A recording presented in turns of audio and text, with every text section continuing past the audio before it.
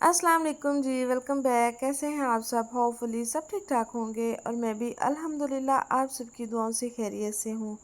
और यहाँ पर जी आज मैं बहुत जल्दी उठी क्योंकि ना आंटी कर रही थी, गंदम धो रही थी, तो उन्होंने मुझे आवाज़ दी कि ना उठ के तो मुझे अंडा बॉयल कर दो और साथ चाय बना लो और साथ खुद भी पी लो।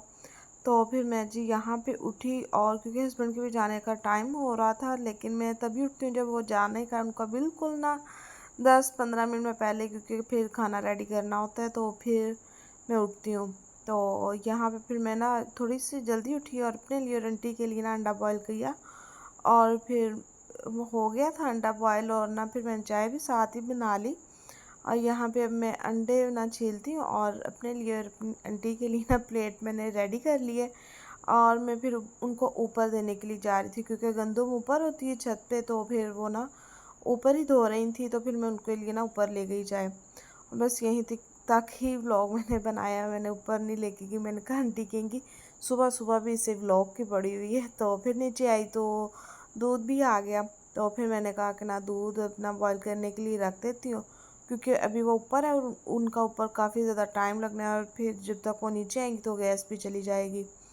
तो फिर मैं यहाँ पे हस्बैंड के लिए अलग से दूध ना बिल्कुल उनको खरा दूध देते हैं आंटी ना उनके लिए बिल्कुल प्योर दूध जिस तरह आता है ना उसी तरह निकाल के मग में सेपरेट करके रख देती हैं सुबह ही, कि जब वो बॉईल करके उनको दूँ ना तो वो पानी वाला दूध ना बिल्कुल भी पसंद नहीं करते। फिर के कहते हैं कि इस तरह दूध पीने से बेहतर है कि ना मुझे ना दिया करो। तो फिर जी उनके लिए अलग सेपरेट निकाल के रख लिया और अपने लिए हमने थोड़ी सी अंदर मिलावट करनी होती है। इतना ज़्यादा पता नहीं हम लोग वैसे दूध करते, लेकिन थोड़ा सा तो आपको होता है। बिल्कुल प्योर दूध की भी चाय ना नहीं पी जाती।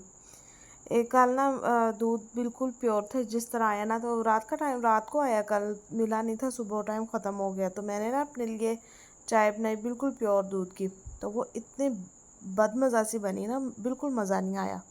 थोड़ा सा अंदर पानी भी डाल लेना तो अच्छा बन जाता है। और फिर मैंने कहा कि ना जल्दी तो उठ ही गई हूँ, तो फिर ना मैंने मशीन लगा ली। मैंने कहा चलें जी कपड़े भी धुल जाएंगे।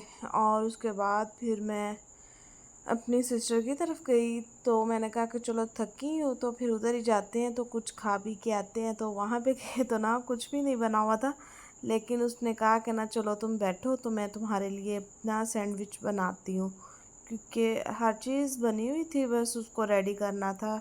ब्रेड को उसने इस तरह ना वो सैंडविच की शेप दे ली, और साथ में शामी कबाब भी बने हुए थे। तो फिर ना कुछ कबाब उनके रात के बचे हुए भी पड़े हुए थे, कुछ पीसेस उन्होंने वो अंदर ऐड किए और इतने मज़े के बने ना।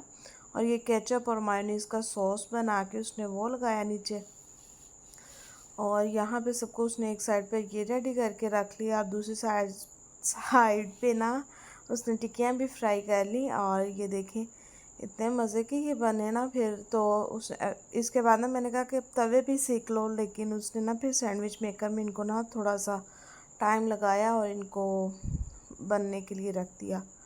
और फिर जी हम लोगों ने ये चाय के साथ इंजॉय किया।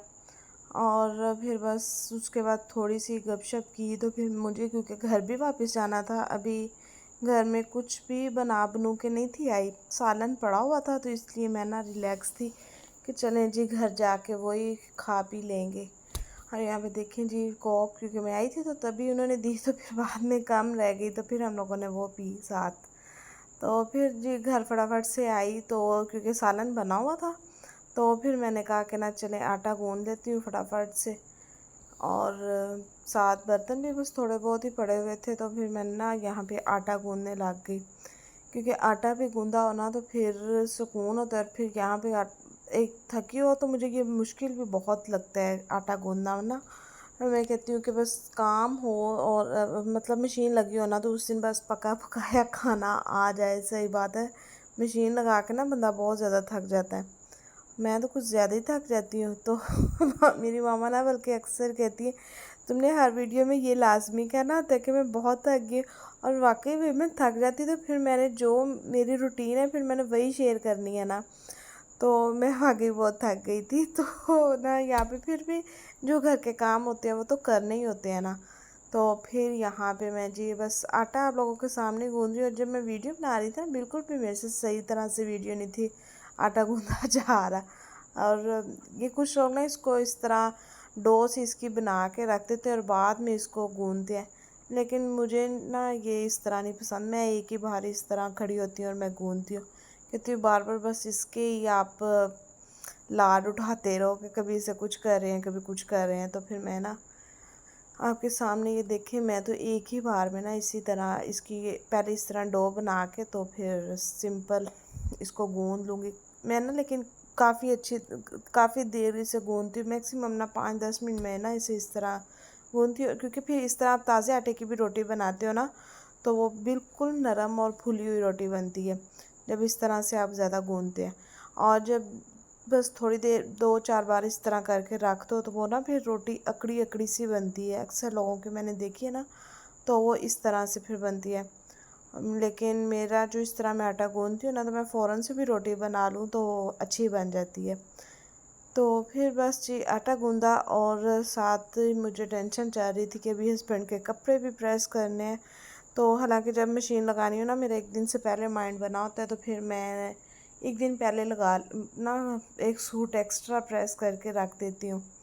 तो ये भी वैसे जब माया लगी होती है ना कपड़ों को, फिर मेरी कोशिश होती है कि तकरीबन 2-4 सूट ना करती ही रहती हूँ फिर। लेकिन जब ख़त्म होते हैं तो फिर इतनी कुछ सुस्ती आ रही होती है ना, फिर मैं कहती हूँ कि बस आज करती हूँ कल करती हूँ, इसी में टाइम गुजर जाता है और कोई पता नहीं चलता। बस ये आटा मेरा गूंदा गया और यहाँ पे मेरा कैमरा गिर गया था। तो यहाँ पे पर देखें कितना अच्छा से आटा मेरा गूंदा गया, बिल्कुल बॉल के मुताबिक गूंदा गया था।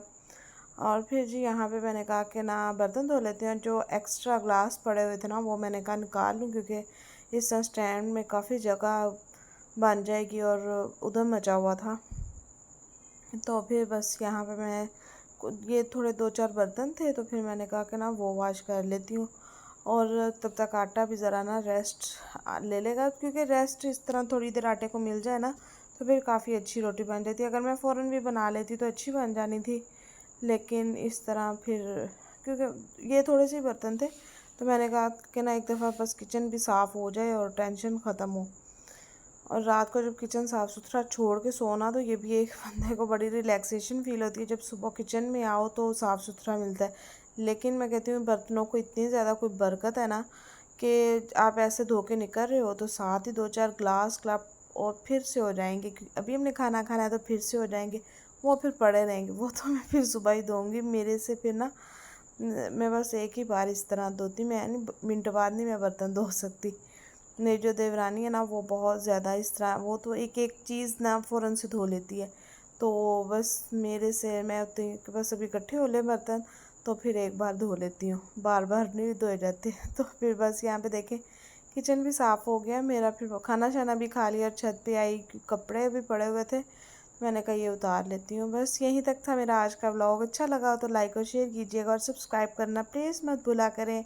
मिलती हूँ आपसे अपने नेक्स्ट वीडियो में, तब तक के लिए अल्लाह हाफिज़, दुआ में याद रखिएगा।